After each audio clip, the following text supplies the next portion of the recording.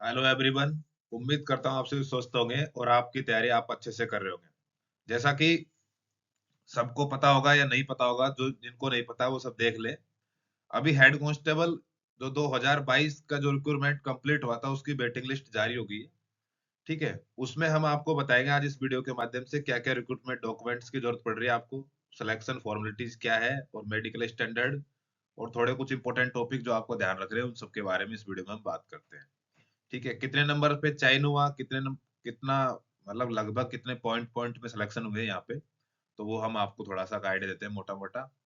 ठीक है, तो मेरे साथ बने रहेंगे और सब चीजों की आपको वहाँ ज्यादा दिक्कत ना आए, कोई चीज परेशानी नहीं आए, वो सब चीजें मैं इसमें एक्सप्लेन करता हूँ।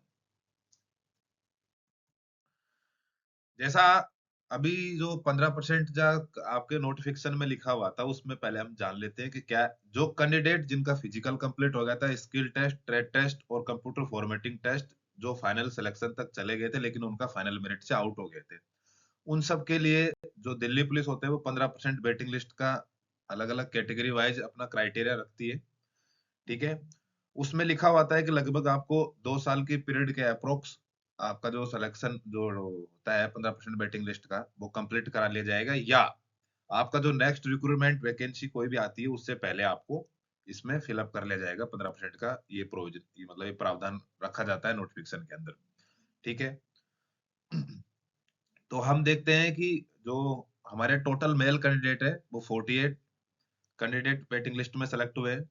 ठीक है, तो सबसे पहले तो जो भी हमारे मेल और फीमेल दोनों जिनका भी इस वेटिंग लिस्ट में नाम आया उन सबको कॉन्ग्रेचुलेशन। ठीक है, तो जो मेल कैंडिडेट है हमारे यूआर ईडब्ल्यूएस कैटेगरी के, वो 7 कैंडिडेट सेलेक्ट किए गए।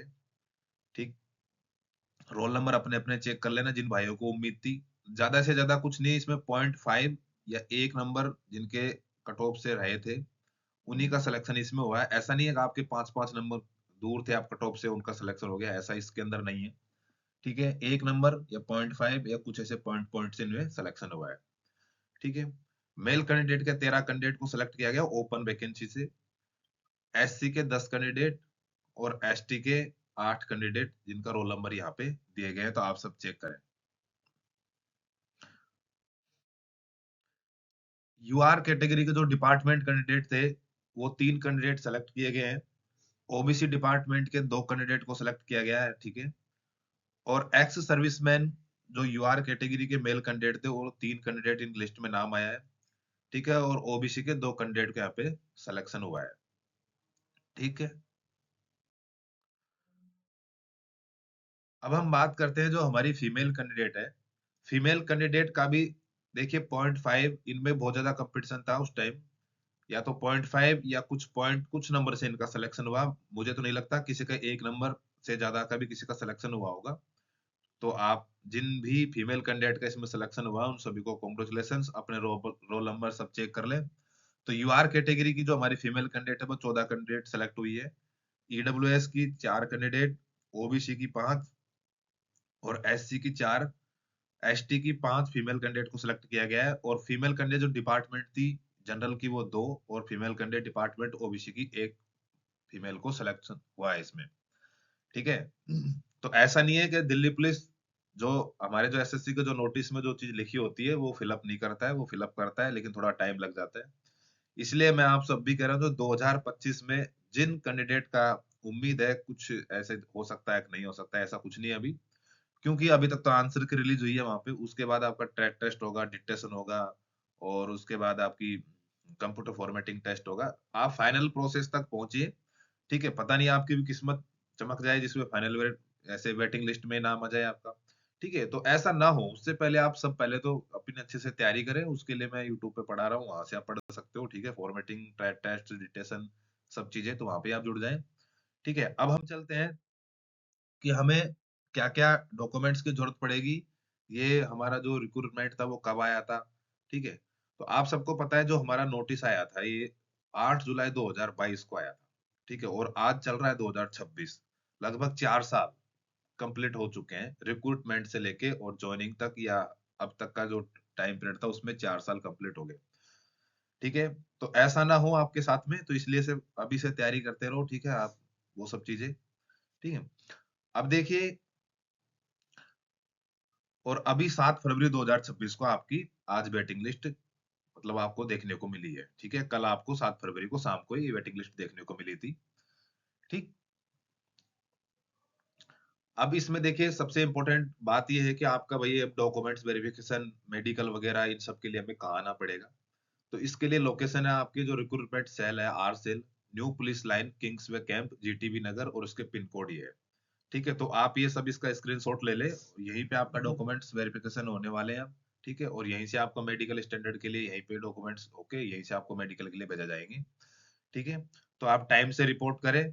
ठीक है, और किसी भाई का कोई दिक्कत आ रही है कि भाई रिक्रूटमेंट सेल कहाँ है, तो ठीक है, हमारे कॉन्टेक्ट नंबर दिए हुए हैं, वहां से पर्सनली मैसेज करके कुछ भी करके आप पूछ सकते हो। हम हमेशा उनकी हेल्प करने के लिए तैयार है। ठीक है, नेक्स्ट अब हम चलते हैं कि डॉक्यूमेंट्स वेरिफिकेशन के लिए आपको क्या क्या लेके आने। सारे आपको ओरिजिनल डॉक्यूमेंट्स लेके आने, सबसे पहली बात तो ये ध्यान रखें। ठीक है, ओरिजिनल डॉक्यूमेंट्स के साथ साथ आप सारे जितने भी ओरिजिनल डॉक्यूमेंट्स होंगे उनके दो दो सेट फोटोकॉपी के लाने। ठीक है, इसके अलावा 10th 12th की आपकी मार्कशीट होनी चाहिए। ठीक है, अगर आपके एनटीसी या आईआईटी सर्टिफिकेट जो भी आपका रेलेवेंट ट्रेड है वो आपके पास क्वालिफिकेशन है तो वो वाला सर्टिफिकेट आप लेके आओगे। और आपके आइडेंटिटी प्रूफ और आपका एड्रेस प्रूफ वो वैलिड होने चाहिए। जो आपने फॉर्म में फिलअप किए थे वही होने चाहिए, और ऐसा ही आइडेंटिटी प्रूफ आप लेके आओगे, जैसे आधार कार्ड हो गया, पैन कार्ड हो गया, वोटर आईडी, ये सब आपकी यहाँ पे चलेगी। एक कास्ट सर्टिफिकेट, जो 3 कैटेगरी के कैंडिडेट होते हैं, एक नहीं, ऐसे S T, S C, OBC और ईडब्ल्यूएस। ठीक है, तो ये अपना कास्ट सर्टिफिकेट, मैं तो ये कहता हूँ कि सारे लोग अपने न्यू न्यू ही कास्ट सर्टिफिकेट जो नया अभी बन रहा है वही बना के लेके आए, इसे पुराना है 2 2 3 3 5 5 साल वाला लेके ना आए। क्योंकि अभी नया फॉर्मेट चेंज हो चुका है, तो नए फॉर्मेट के हिसाब से आप कास्ट सर्टिफिकेट भी लेके आए। ठीक है, अदर डॉक्यूमेंट्स, अगर आप एक्स सर्विसमैन है तो आपके वो वाला सर्टिफिकेट लेके आना है, और हिल एरिया के अगर आप कैंडिडेट है तो वो वाला जो हाइट रिलैक्सेशन का आपका और वो सर्टिफिकेट होता है वो लेके आएंगे। इसके साथ साथ में आपकी कम से कम 10 फोटो, ठीक है, इसमें 6 ही फोटो लिखी हुई, लेकिन 6 फोटो से काम नहीं चलेगा, लगभग आप 10 photo recent passport colour photo लेके आनी है। ठीक है, एक हमारी जो पासपोर्ट साइज होती है उसकी बिग साइज लेके आने हैं, मतलब उसके डबल साइज में। ठीक है, इसके अलावा ठीक है, ये सब चीजें मैंने इसमें बता दी। बाकी अगर आपको देखिए ये रिजल्ट देखना है, इसकी पीडीएफ अगर डाउनलोड करनी है तो आप दिल्ली पुलिस की साइट पे जाके, ये एसएससी की साइट पे आपको रिजल्ट नहीं मिलेगा, क्योंकि एसएससी तो रिजल्ट और आंसर की जारी करने के बाद दिल्ली पुलिस के हैंड ओवर कर देती है। ठीक है, लेकिन ये जो पब्लिश रखती है 15% कैनल का, ये एसएससी ही पब्लिश करके दिल्ली पुलिस को देता है, ना कि दिल्ली पुलिस अपने हिसाब से निकालती है वेटिंग लिस्ट। ठीक है, तो अब वहां जाके आप ये चेक कर लीजिएगा। ठीक, किसी को कोई चीज समझ में नहीं आ रही तो पूछ सकता है। अब हम बात करेंगे मेडिकल स्टैंडर्ड पे। देखिए, मेडिकल के लिए आपका सबसे पहले डॉक्यूमेंट्स वेरिफिकेशन होगा, मैं बता दिया था आपको उसी दिन, और आपको फिर वहां पे मेडिकल के लिए अलग अलग हॉस्पिटल्स यहाँ पे, उन हॉस्पिटल्स में आपको भेजा जाएगा, वहां आपका मेडिकल होगा। ठीक है, मेडिकल होगा तो इसमें सबसे विशेष ध्यान आपको ये रखनी है कि आपका कलर विजन नहीं होना चाहिए। ठीक है, बाकी सब चीजें चल सकती है लेकिन कलर विजन वाला इश्यू नहीं चलता है वायरलेस ऑपरेटर में। आपकी आंखें 6x6 होनी चाहिए, 6x36 तो आपको बिल्कुल भी अलाउ नहीं है। अगर आप ग्लासेस यूज करते हो तो 6x9 और 6x12 भी आपका चल जाएगा। ठीक है, फिजिकल हेल्थ के लिए आपके देखिए कोई बीमारी नहीं होनी चाहिए। ठीक है, कोई डिफेक्ट नहीं होने चाहिए। ठीक है, इसके अलावा आपकी नोक नीच नहीं होनी चाहिए, फ्लैट फिट नहीं होनी चाहिए। ठीक है, वेरिकोस विंस होती है, ये हमारा ये बीमारी नहीं होनी चाहिए किसी के भी। ठीक है, बाकी ऐसा नहीं किसी का ब्लड शुगर हो रहा है, किसी को कोई बीमारी, बीपी हाई वगैरह, लो, ईसीजी वगैरह, ये सब नॉर्मल इश्यू, लेकिन ये सब चीजें उस टाइम नहीं होनी चाहिए। ठीक है, तो आप सबका बहुत जल्दी मेडिकल ये सब चीजें होने वाले हैं, तो आप सभी के लिए भी ज्वाइनिंग लेटर आ जाएंगे सबके। ठीक है, तो ये सब चीजें, अगर आपकी कोई हेल्थ इश्यूज है, आपकी कोई डॉक्यूमेंट्स की कोई कमी है, तो वो सारे बनवा लें, और आप रेडी रहें सब लोग। ठीक है, इसके साथ साथ में आपके जो मेडिकल स्टैंडर्ड होता है वो आपके टैटू नहीं होने चाहिए। ठीक है, बॉडी पे बहुत सारे बड़े बड़े हाथों पे ऐसे टैटू बनवा के रखते हैं, तो वो सब चीजें टैटू नहीं होने चाहिए। हल्के से जो इनर लेफ्ट अपने फोर्म आर्म्स होती है भुजा, उस पे छोटा सा अगर किसी रिलीजियंस का टैटू है तो वो चल सकता है, इसके अलावा आपका कोई टैटू अलाउड नहीं है यहाँ पे। ठीक है, तो जिन भी कैंडिडेट का सिलेक्शन है वो उन सबको कॉन्ग्रेचुलेशंस। ठीक है, अब मैं इसमें बात करता हूँ कि अब हमारे वायरलेस ऑपरेटर 2025 वाले भाइयों को क्या करना चाहिए। उन सबको लिए देखिए, आपके आंसर क्या है कि आपने रो मार्क्स देख लिए, कट ऑफ मैंने डाल दिए, नहीं किसी ने देखी है तो वहां जाके देख लीजिए। और इसके साथ साथ अगर आप उस रेंज में आ रहे हैं तो आप फिजिकल ट्रेड टेस्ट और सीएफटी पे पूरा फोकस करें।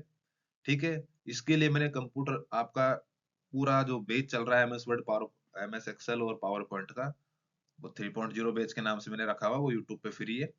ठीक है, तो इस वीडियो में आपको इतना ही बताना था, और सब्सक्राइब और शेयर तो आप कर ही देंगे। तो जय हिंद, जय भारत।